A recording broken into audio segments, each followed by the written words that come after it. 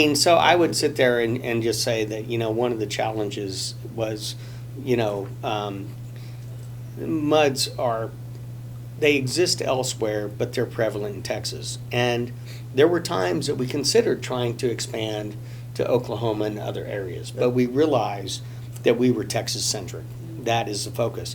But the other challenge was, how do we pull in these other areas? Because the AWBD is so Houston area, centric, But we did a number of things to try to pull in, people from El Paso and Dallas and Austin and elsewhere.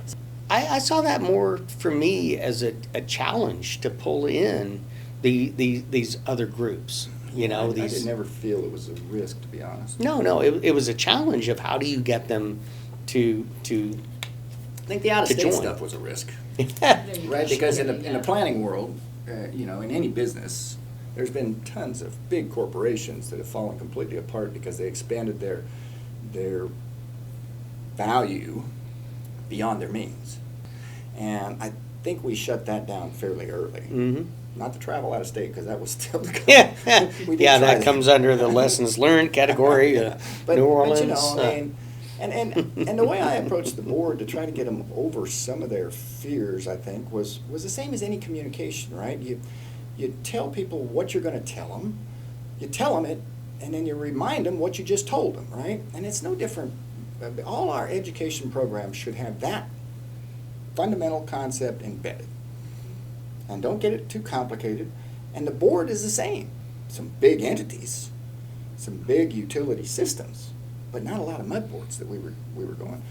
And if you're going to, the mandate of the AWBD was to educate the directors, but also to make sure, as part of that education, we were well aware of what was going on legislatively and what was changing in our world, which was rapidly changing at the time.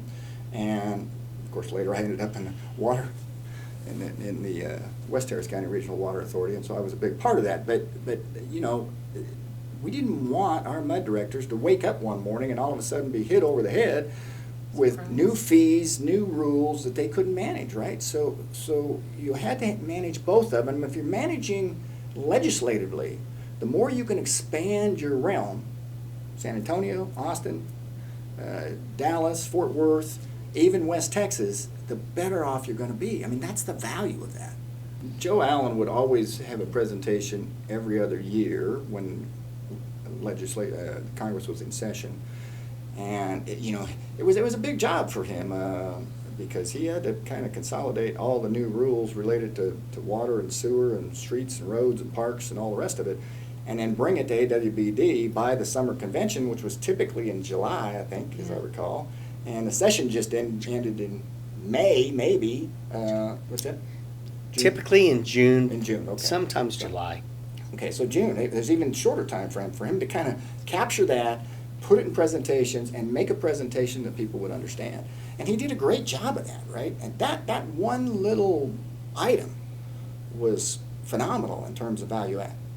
And so Dan is much more the bigger picture, bigger thinker.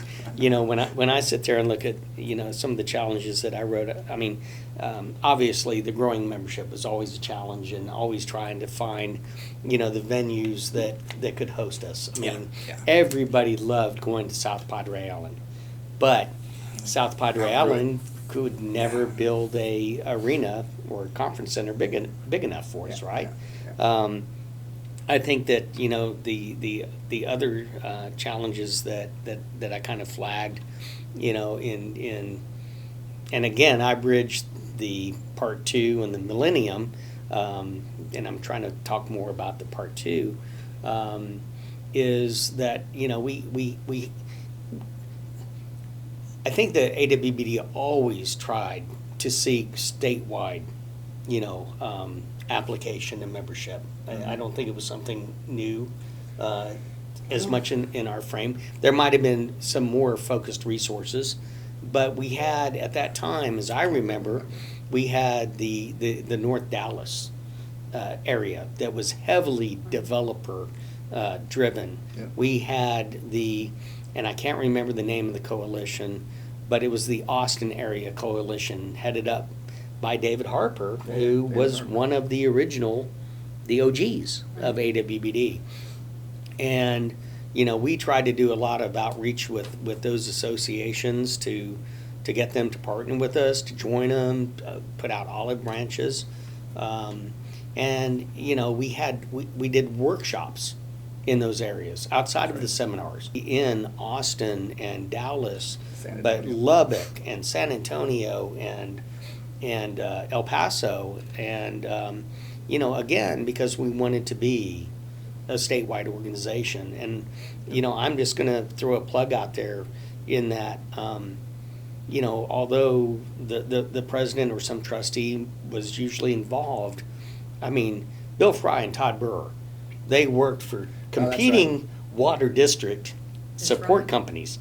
And yet they worked so much hand in hand to try to bring membership Yep. in these challenging areas. No, we had some And- good consultants, actually. We had some great consultants, to be honest. Yeah, yeah. And I mean, again, because, the drive was for the good of the association and the expansion beyond just that greater Houston area. That was one of the risks. We're out to grow. We could convince the board that it was okay to grow, which we did, but one of the risks was how you grow and still convince the organization you're adding value. That's probably the biggest risk we had, to be honest. But I also have that down as one of the milestones achieved later. Oh, yeah, no, that's true. Yeah, It's true, because we did convince them. yeah. Lots of, And, I mean, so we were talking about challenges, but challenges, risk can kind of dovetail. But, I mean, I think that one of the risks that we have seen over and over again, it was twofold, although it's the same, succession. Succession of the leadership of AWBD. yeah. And then succession of, and by succession of the leadership of AWBD, I mean our executive director, our staff, our team, but then also the succession of the AWBD trustees. Those have always been challenges, They have. And, excuse me, most organizations manage that through a slate of positions that build into the presidential role at the time that people leave. And that's what we tried to create, but there was always a lot of politics around it, right? I mean, just huge number of politics.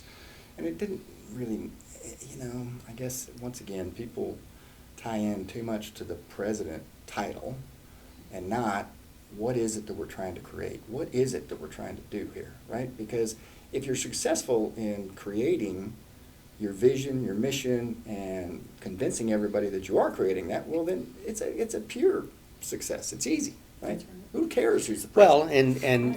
and the way we're structured, regardless of your title as a trustee, your vote is equal. That's right. I mean, so I mean that's a positive and a great thing.